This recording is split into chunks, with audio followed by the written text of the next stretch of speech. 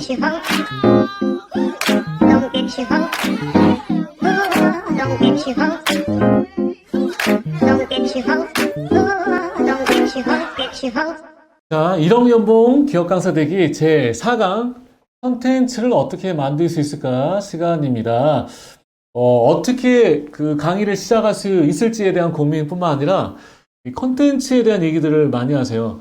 컨텐츠만 있으면 강의를 잘 할 수 있을 텐데 이 컨텐츠를 어떻게 만들 수 있냐 아니면 어떻게 구할 수 있느냐 참 어렵죠. 저 역시도 이런 부분들이 처음에는 엄청난 고민이었습니다.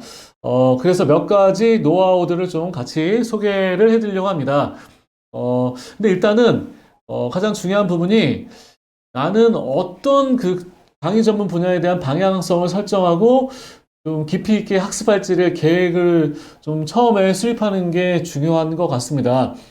저 같은 경우는 처음에 세일즈 쪽을 많이 했고요. 그 다음에 소통 쪽을 좀 많이 했었습니다. 그 당시 좀 소통이라는 주제가 많이 유행이었거든요. 그러다가 뭐 우연찮게 리더십 쪽으로 많이 분야가 좀 깊이 있게 들어간 케이스라고 볼 수가 있는데 한번 고민들 해보셔야 돼요. 나의 전문성 아니면 나의 적성, 내가 좋아하는 분야가 뭔지를 좀 생각할 그런 필요가 있습니다. 근데 뭐 마지막 시간에 소개를 좀 해드리겠지만 실제 기업에서 좀 수요가 있는 그런 분야들이 좀 있습니다.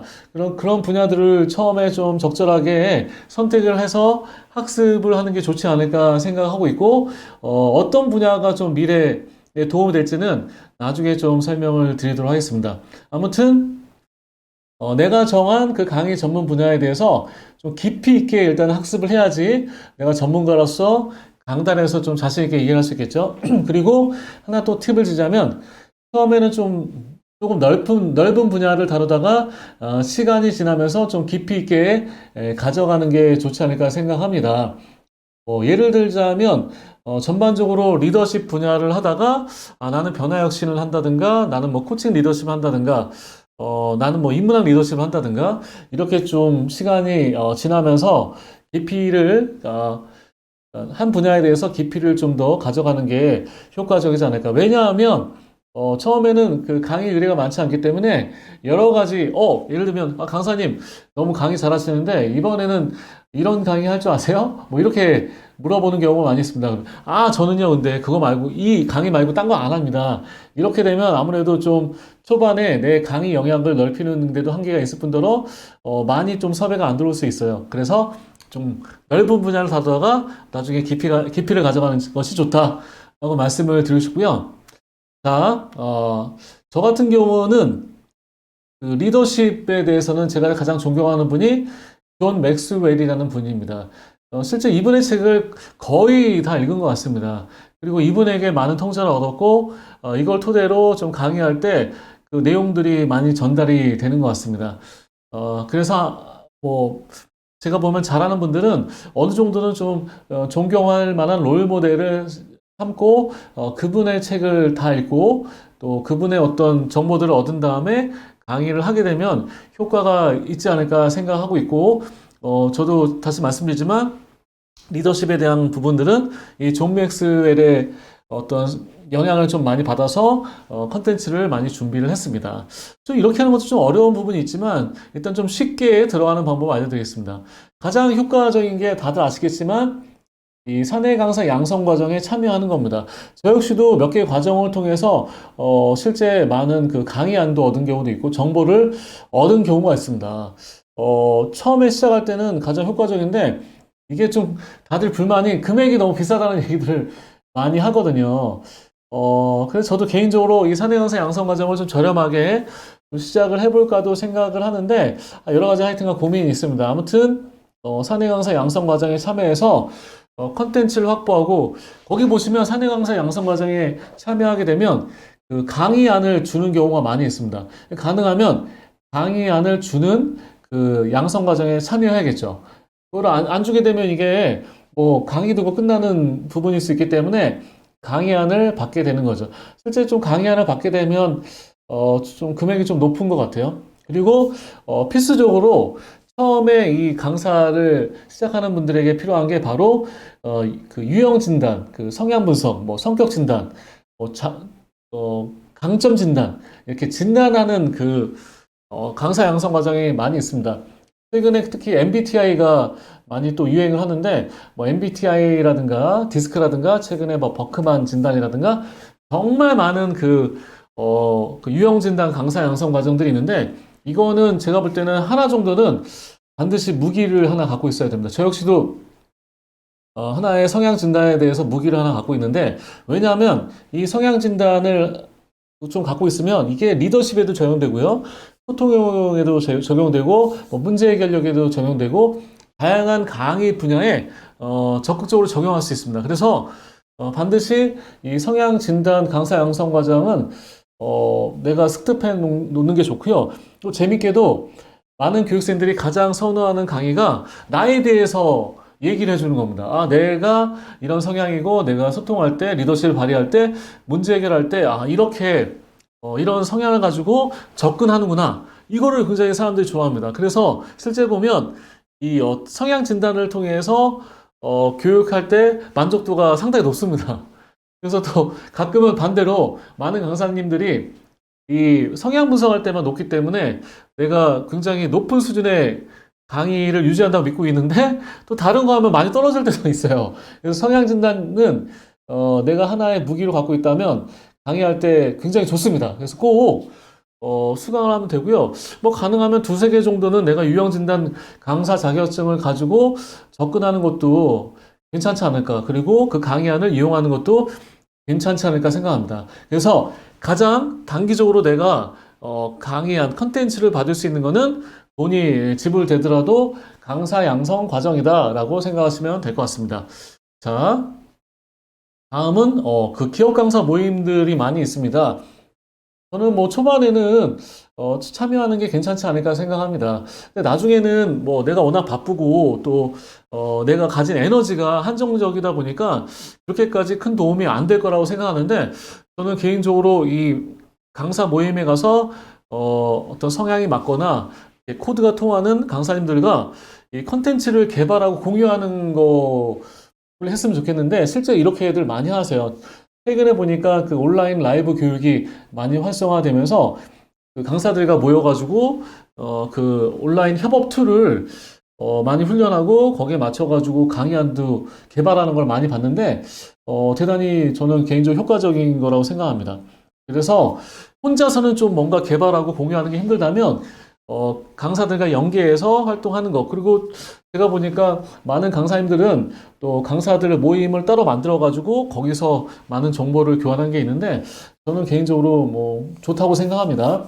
또는 컨설팅사와 좀 제휴나 협업을 통해서 실제 컨텐츠를 개발을 하고 그 개발한 컨텐츠를 가지고 이렇게 런칭하는 경우가 많이 있어요.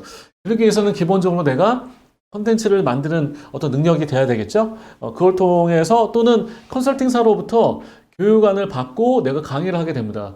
또 컨설팅사에 얘기를 해서 그 교육 강의안을 좀 필요하면 쓸 수 있도록 좀 도움을 달라 그러면 쓰는 경우도 많이 있습니다. 그렇기 때문에 나 혼자 뭔가 하기 힘들다면 강사 또는 컨설팅사와 협업을 통해서 컨텐츠를 개발하거나 공유받는 것, 이것도 효과적인 방법일 수가 있겠죠. 다른 예를 들면, 아니면 뭐, 컨설팅 회사에 다른 내 강의안을 공유하는 조건으로 또 다른 어떤 컨텐츠도 좀 인수인계 받는 것도 가능할 거라고 생각을 합니다. 그래서 저희 우리 내부 강사님들은 제 컨텐츠 가지고 많이 강의하고 계십니다. 실제. 다음 방법 보겠습니다. 다음은, 제가 좀 많이 쓰는 거고, 저만의 좀, 장점인 것 같은데, 저는 어떤 책을 통해서 많이 강의안을 만듭니다. 예를 들면, 제가 가장 최근에 그 통찰을 얻었던 게 규칙 없음이라는 책인데요. 바로 넷플릭스에 대한 얘기입니다.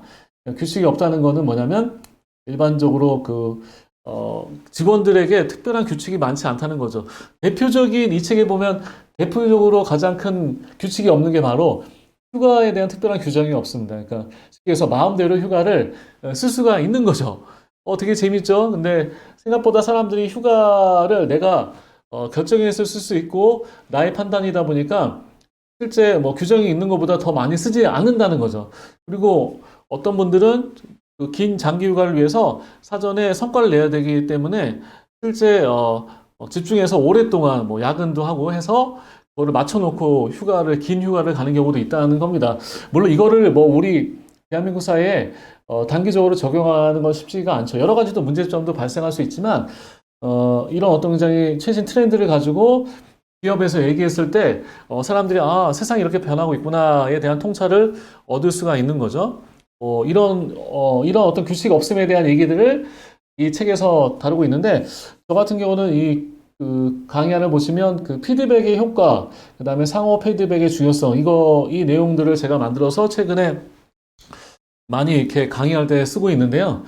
이것도 바로 규칙 없음에 나오는 내용을 가지고 제가 밑에다가 퓨처를 표시한 다음에 사용하고 있습니다. 상당히 도움이 되고요. 가장 중요한 거는 그 최신 버전이고 또 많은 분들이 다른 기업이 뭐 하는지가 궁금하거든요. 그런 것들을 공유할 수 있기 때문에 저는 효과가 있고 책을 가지고 좀 강의안을 만들고 교환을 만드는 거는 저는 굉장히 자신 있고 좀 강력하게 추천을 드리고 싶은데 솔직히 처음에는 좀 이게 어렵습니다. 왜냐하면 기업에서 뭘 원하는지 모르기 때문에 그리고 내가 뭐 기본적인 강의안이 있는데 그거를 약간 덧붙이는 형식으로는 가능한데 이 책을 가지고 막 8시간짜리를 만드는 거는 쉽지가 않은 부분이 있거든요. 그래서 계속 추가하고 업그레이드하는 차원에서는 뭐 책이라든가 교재라든가 동영상을 통해서 내가 교환을 만들면 효과적이지 않을까 생각을 합니다. 맞아. 5번째는 그렇다면 결국은 내가 컨텐츠를 만들기 위해서는 그 파워포인트를 기본적으로 작성할 수 있는 능력이 필요합니다. 그래서 파워포인트를 잘하는 분들이 교환을 굉장히 잘 만드세요. 실제. 그리고 이게 제가 많은 강사님들 보면 파워포인트를 좀 효과적으로 못 만들기 때문에 한계를 느끼는 분들이 많이 계시죠. 저희 또 내부 강사님들도 수준이 많이 차이가 나는데 이런 것들을 컨텐츠를 잘 만들기 위해서는 실제 지금 쓰는 게 PPT, 파워포인트를 주로 사용하기 때문에 그 능력을 향상시켜야 됩니다. 그래야지만 이 교환이라든가 강의안이 훨씬 더 세련되고 효과적으로 전달이 될 수 있다는 거죠. 또는 동영상을 이렇게 편집을 해서 사용할 수 있는 그런 방법들도 우리가 훈련을 받아야 되지 않을까 생각합니다. 이게 참 컨텐츠를 만드는 게 가장 어려운 일입니다. 그러니까 꼭 책 쓰는 거랑 똑같죠.